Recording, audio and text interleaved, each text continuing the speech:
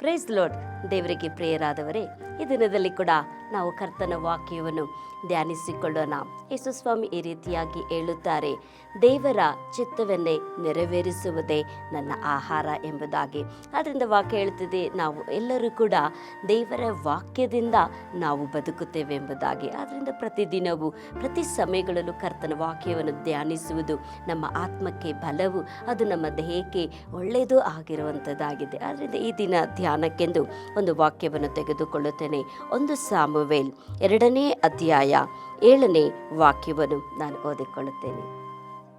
ಬಡತನವನ್ನು ಸಿರಿತನಗಳನ್ನು ಕೊಡುವವನು, ತಗ್ಗಿಸುವವನು, ಹೆಚ್ಚಿಸುವವನು ಯೆಹೋವನೇ. ಆತನು ದೀನರನ್ನು ಧೂಳಿಯಿಂದ ಎತ್ತಿ, ದರಿದ್ರರನ್ನು ತಿಪ್ಪೆಯಿಂದ ಎತ್ತಿ, ಪ್ರಭುಗಳೊಂದಿಗೆ ಕರುಳಿಸಿ, ಅವನಿಗೆ ಮಹಿಮಾಸ್ಥಾನವನ್ನು ಬಾಧ್ಯತೆಯಾಗಿ ಅನುಗ್ರಹಿಸುವವನಾಗಿದ್ದಾನೆ. ಭೂಮಿಯು ಆಧಾರ ಸ್ತಂಭಗಳು ಯೆಹೋವನವೇ, ಆತನೇ ಅವುಗಳ ಮೇಲೆ ಭೂಮಂಡಲವನ್ನು ಸ್ಥಾಪಿಸಿದ್ದಾನೆ. ಹಲ್ಲೆಲೂಯಾ. ದೇವರ ನಾಮಕ್ಕೆ ಮಹಿಮೆ ಉಂಟಾಗಲಿ. ಈ ಸಮಯದಲ್ಲಿ ಕೂಡ ಈ ವಾಕ್ಯದ ಭಾಗ ಏನೆಂಬುದಾಗಿ ನಮ್ಮೆಲ್ಲರಿಗೆ ಗೊತ್ತುಂಟು, ಆದರೆ ಕೆಲವೊಬ್ಬರಿಗೆ ತಿಳಿದಿರಲ್ಲ. ಅನ್ನ ಅನ್ನುವಂಥ ಒಂದು ದೈವ ಭಕ್ತಳು ತನ್ನ ಮಗುಗಾಗಿ ಅವಳು ಪ್ರಾರ್ಥಿಸುತ್ತಿರುವಂಥ ಒಂದು ಸಮಯಗಳ ಆಗಿರುತ್ತದೆ. ಆ ಸಮಯದಲ್ಲಿ ಅವಳು ಬಂಜೆ ಆಗಿದ್ದಲು ಕೂಡ ಅವಳು ದೇವರ ಬಳಿಗೆ ಪ್ರಾರ್ಥಿಸಿ ಒಂದು ಮಗನನ್ನು ಪಡೆದುಕೊಳ್ಳುತ್ತಾಳೆ. ಆಗ ಅವಳು ಒಂದು ಕೃತಜ್ಞತೆಯಾಗಿ ದೇವರನ್ನು ಸ್ತುತಿಸಿ ಆಡುವಂಥ ಒಂದು ಗೀತೆಯಾಗಿದೆ ಇದು. ಅದರಿಂದ 7ನೇ ವಾಕ್ಯ ಹೇಳುತ್ತದೆ, ದೇವರಾದ ಕರ್ತನೆ ಒಬ್ಬರನಿಗೆ ಬಡತನವನ್ನು ಸಿರಿತನವನ್ನು ಕೊಡುವಂಥ ದೇವರೆಂಬುದಾಗಿ. ಆದ್ದರಿಂದ ದೇವರು ತಗ್ಗಿಸುವವನು ಹೆಚ್ಚಿಸುವವನು ಆತನೇ ಎಂಬುದಾಗಿ. ಆದ್ದರಿಂದ ಈ ಲೋಕದಲ್ಲಿ ಅನೇಕ ಸಮಯದಲ್ಲಿ ಬಡತನದಲ್ಲಿ ಇರುವಂಥ ಒಬ್ಬೊಬ್ಬರ ಕೊರಗು ಕೂಡ, ನಾವು ಯಾಕೆ ಈ ರೀತಿಯಾಗಿ ಬಡತನದಲ್ಲಿ ಇದ್ದೇವೆ, ನಾವು ಕಷ್ಟದಲ್ಲೇ ನಾವು ಇರಬೇಕಾ, ನಾವು ಹುಟ್ಟುವುದು ಕಷ್ಟದಲ್ಲಿ, ಸಾಯುವುದು ಕಷ್ಟದಲ್ಲೇ ಎಂಬುದಾದಂಥ ಕೆಲವೊಂದು ಯೋಚನೆ ಇರುತ್ತೆ. ಆದರೆ ಇಲ್ಲಿ ವಾಕ್ಯ ಹೇಳುತ್ತದೆ, ನಮ್ಮ ದೇವರು ನಮ್ಮನ್ನು ತಗ್ಗಿಸುವವನು, ಹೆಚ್ಚುವವನು ಆತನೇ, ಬಡತನವನ್ನು ಸಿರಿತನವನ್ನು ಕೊಡುವ ಆತನು ಎಂಬುದಾಗಿ. ಆದ್ದರಿಂದ ನಮ್ಮ ಸಿರಿತನವನ್ನು ವಾಕ್ಯ ಹೇಳುತ್ತದೆ, ಉದ್ಧಾರವು ಮೂಢನಿಂದಾಗಲಿ ಬಡವಣದಿಂದ ಬರುವುದಿಲ್ಲ, ಉದ್ಧಾರವು ಯೆಹೋವನಿಂದ ಬರುತ್ತದೆ ಎಂಬುದಾಗಿ. ಆದ್ದರಿಂದ ದೇವರು ನಿಮಗೆ ಬಡತನವನ್ನು ಕೊಡದೆ ಸಿರಿತನವನ್ನು ಕೂಡ ದೇವರು ಕೊಡುವಂತರಾಗಿದ್ದಾರೆ. ಅದರಿಂದ 8ನೇ ವಾಕ್ಯ ಹೇಳ್ತದೆ, ಆತನು ದೀನನನ್ನು ಧೂಳಿನಿಂದ ಎತ್ತಿ, ದರಿದ್ರರನ್ನು ತಿಪ್ಪೆಯಿಂದ ಎಬ್ಬಿಸಿ, ಪ್ರಭುಗಳೊಂದಿಗೆ ಕರುಳಿಸುತ್ತಾನೆ ಎಂಬುದಾಗಿ. ಆದ್ದರಿಂದ ದರಿದ್ರರಾದ ನಿಮ್ಮನ್ನ ಈ ಲೋಕದ ವಿಷಯಗಳಲ್ಲಿ ಪ್ರಭುಗಳೊಂದಿಗೂ ಕುಂಡ್ರಿಸಿದ್ದಾರೆ.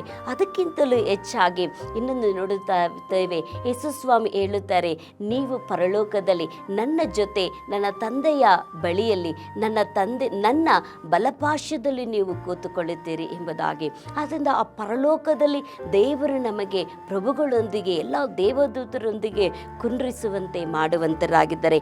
ಈ ಲೋಕದಲ್ಲಿ ಕೂಡ ಎಲ್ಲರ ದೊಡ್ಡ ಸ್ಥಿತಿಗಳ ಮಧ್ಯದಲ್ಲಿ ನಿಮ್ಮನ್ನು ನಿಲ್ಲಿಸುವಂತ ಒಳ್ಳೆ ದೇವರಾಗಿದ್ದಾರೆ.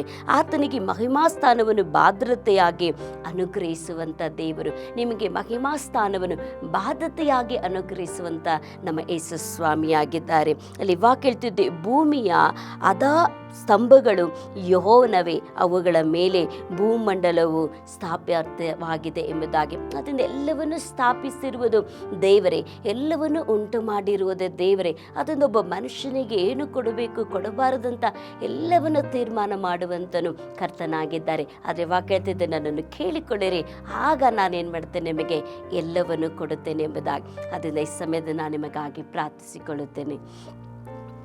ನಮ್ಮನ್ನು ಬಹಳವಾಗಿ ಪ್ರೀತಿಸುವಂಥ ಪರಲೋಕದ ತಂದೆಯಾದ ದೇವರೇ, ನಿಮ್ಮ ನಾಮಕ್ಕೆ ಸ್ತೋತ್ರವಾಗಲಿ. ಕರ್ತನೆ, ನಮಗೆ ಬಡತನವನ್ನು ಸಿರಿತನವನ್ನು ನಮ್ಮನ್ನು ತಗ್ಗಿಸುವವನು ಹೆಚ್ಚಿಸುವವನು ನೀನೇ ಆಗಿದ್ದೀರಿ.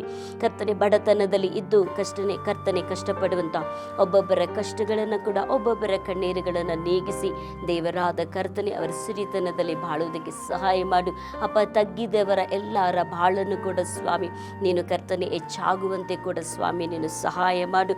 ಅದೇ ರೀತಿಯಾಗಿ ಕರ್ತನೆ ದರಿದ್ರ ತಿಪ್ಪೆಯಲ್ಲಿರುವವನು ಪ್ರಭುಗಳೊಂದಿಗೆ ಕುಂಡ್ರಿಸುತ್ತನೆಂಬುದಾಗಿ, ಎಲ್ಲದಕ್ಕೂ ನೀನೇ ಕಾರಣನೆಂಬುದಾಗಿ ನಾವು ನೋಡೋ ಪ್ರಕಾರವಾಗಿ ಈ ಮಕ್ಕಳು ತಗ್ಗಿದ ಇವರ ಕಷ್ಟ ಜೀವಿತ, ಕಣ್ಣೀರಿನ ಜೀವಿತ, ಅಳುವ ಜೀವಿತ, ಆ ಕರ್ತನೆ ಹಸಿವು, ನೋವು, ಬಾಧೆ ಎಲ್ಲವೂ ಕರ್ತನೆ ನೀಗಿಸಲ್ಪಡುವಂತೆ ನನ್ನ ನಾಮದಲ್ಲಿ ತಂದೆ ಆದ ದೇವರೇ ನಾವು ಬೇಡಿಕೊಳ್ಳುತ್ತೇವೆ. ಸಹಾಯ ಮಾಡು. ಬೇಡಿಕೊಳ್ಳುವ ಪ್ರತಿಯೊಬ್ಬನು ಹೊಂದಿಕೊಳ್ಳುವನು ಎಂದು ಹೇಳಿದ್ದೀರಾ, ಆ ರೀತಿಯಾಗಿ ನಾವು ಹೊಂದಿಕೊಳ್ಳುವುದಕ್ಕೆ ನಮ್ಮೆಲ್ಲರಿಗೆ ಸಹಾಯ ಮಾಡು. ಆಶೀರ್ವದಿಸು ಯೇಸು ಕ್ರಿಸ್ತನ ನಾಮದಲ್ಲಿ ತಂದೆ ಆದ ದೇವರೇ, ಆಮೇನ್. ನಿಶ್ಚಯವಾಗಿ ಕರ್ತನು ನಿಮ್ಮನ್ನು ಆಶೀರ್ವದಿಸುತ್ತಾರೆ, ನಿಮ್ಮನ್ನು ನಡೆಸುತ್ತಾರೆ. ಈ ಸಂದೇಶವನ್ನು ಕೇಳೋದಕ್ಕಾಗಿ ನಿಮ್ಮೆಲ್ಲರಿಗೂ ಕೂಡ ಕೃತಜ್ಞತೆಯನ್ನು ಸಲ್ಲಿಸಿಕೊಳ್ಳುತ್ತೇನೆ. ಕರ್ತನು ನಿಮ್ಮನ್ನು ಆಶೀರ್ವದಿಸಲಿ. ಆಮೇನ್.